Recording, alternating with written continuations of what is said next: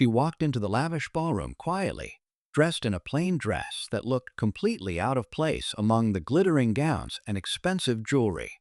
The chandeliers sparkled above, the music played softly, and the air was filled with whispers. Some of the rich socialites turned to look at her, their eyes narrowing in judgment. To them, she was just a simple woman who didn't belong in their world of wealth and influence.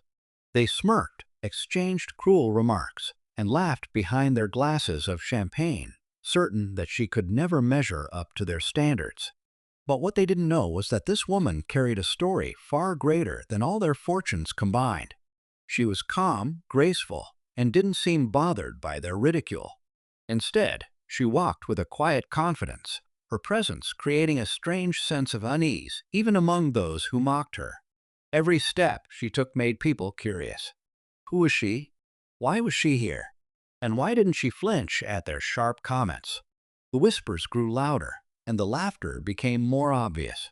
They saw her as nothing but a stranger trying to enter their exclusive circle. Yet, behind her modest smile and simple appearance, there was a truth none of them could have imagined. The kind of truth that could turn the room upside down in a single moment. The night was just beginning, and soon their arrogance would meet reality. Because this woman was not only their equal, she was wealthier, more powerful, and far beyond the shallow world they tried to trap her in. And when the truth came out, the same people who laughed at her would be left speechless, wondering how they had underestimated her so badly. What happens when the tables turn? That's where the real story begins. The woman's name was Clara, though almost no one in the room cared to ask. To them, she was invisible, someone who had somehow slipped into a world she didn't belong to.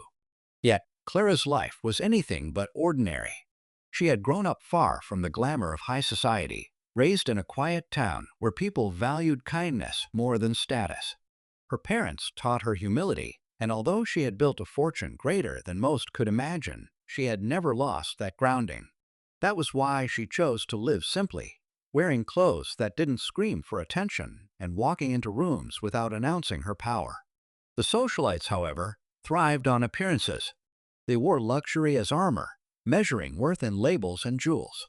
Among them was Veronica, a woman known for hosting the grandest parties in the city. To her, Clara's plain dress was an insult to everything she stood for. Veronica whispered to her circle, her laughter ringing sharp as she pointed out every detail of Clara's modest look. Others joined in, some out of cruelty, others out of fear of being excluded. But while they saw only simplicity, Clara's eyes told another story. She noticed the way some guests shifted uncomfortably, pretending to laugh but stealing curious glances at her.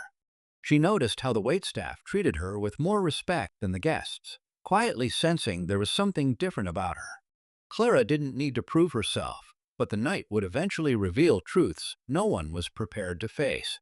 Every mocking smile, every dismissive glance only fueled the quiet storm waiting to break.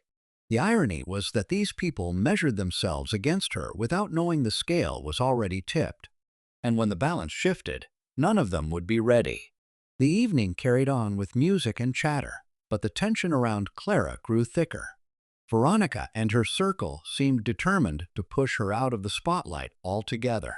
They made subtle comments, each one sharper than the last, cloaked in fake smiles. One man joked loudly that Clara must have wandered in from the wrong event, while another asked if she was helping with the catering. Their laughter echoed through the ballroom, and yet Clara remained calm, sipping her drink slowly, her expression unreadable.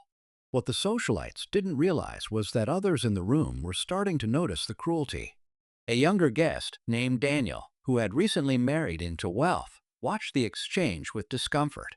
He had grown up without riches himself, and he could see the unfairness in how Clara was being treated. Unlike the others, he felt drawn to her quiet strength.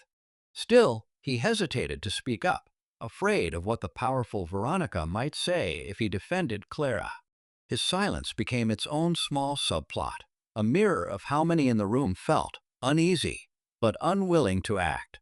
Meanwhile, rumors began to circulate. Some guests whispered that Clara might be related to a wealthy family but had fallen out of favor. Others speculated she was just a curious outsider trying to blend in. Every guess only added to the mystery. The more they tried to dismiss her, the more people found themselves asking the same question. Why was she so unaffected by their ridicule? Clara stood quietly near the grand staircase, observing the room with steady eyes. She wasn't there to impress, yet her presence unsettled the very foundation of their shallow world. And as the night deepened, it became clear that something far bigger was about to unfold, though no one could see it coming. The night reached a turning point when Veronica, feeling the weight of eyes drifting toward Clara, decided to take matters into her own hands. She raised her glass, calling for attention, her voice sharp and commanding. "Ladies and gentlemen," she began with a smug smile, "let us welcome our special guest this evening. It seems she has found her way into our little gathering." Laughter rippled across the ballroom, though not as strong as before. Some guests shifted uneasily, sensing that Veronica's cruelty had gone too far, but no one dared to stop her. Clara stood still, her calmness only making the scene more unsettling. Veronica continued, circling her like a predator. "Tell us, dear, where did you buy that charming dress?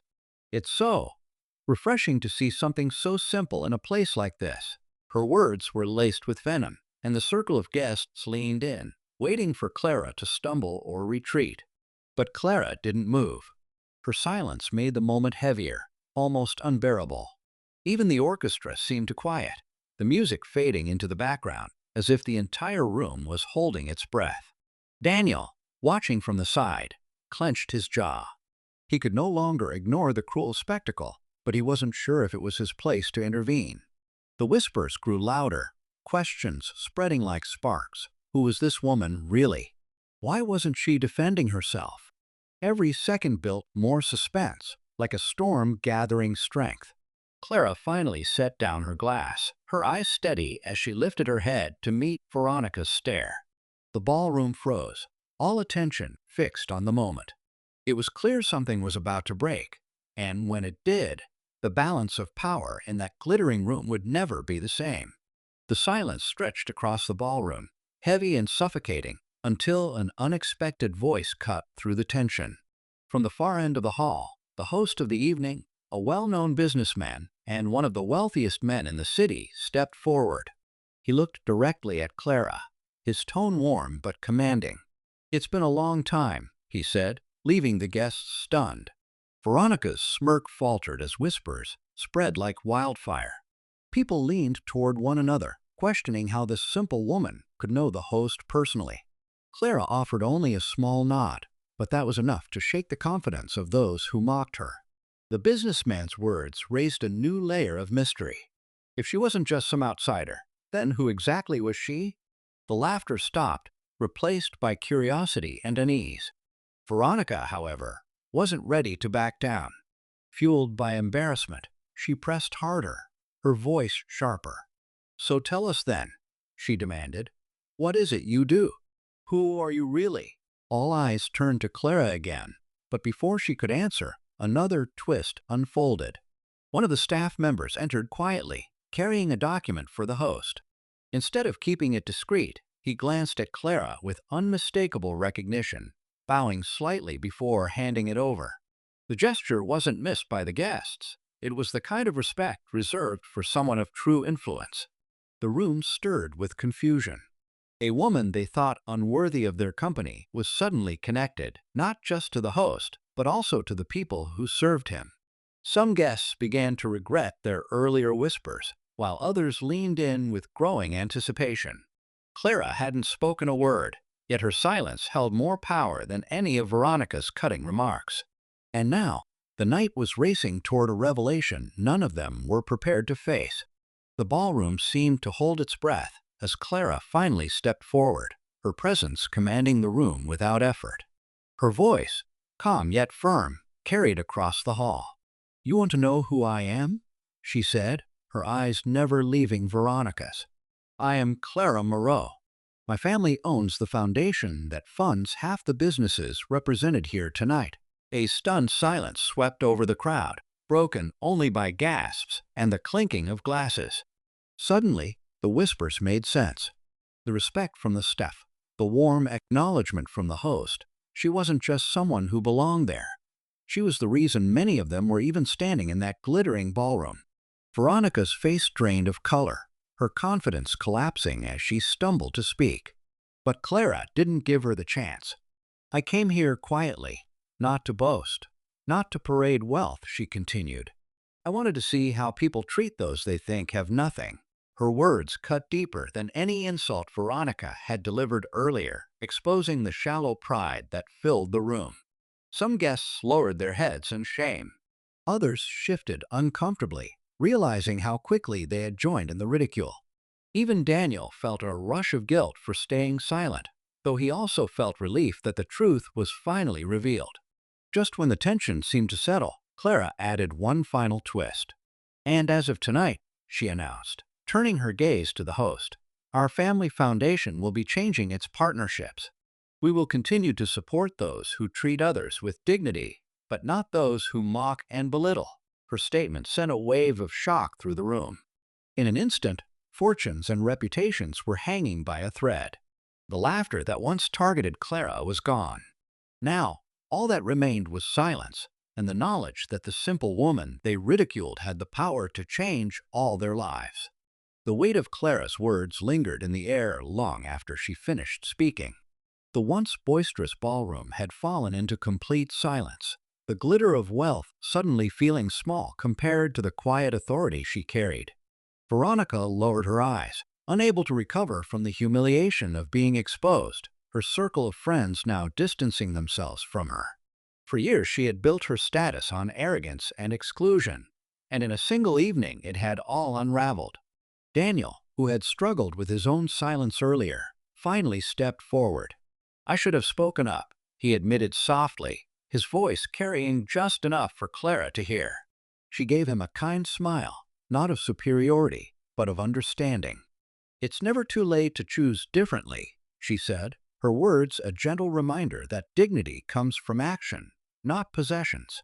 The host raised his glass in her honor, declaring, "To Clara Moreau, a woman who reminds us what true wealth looks like."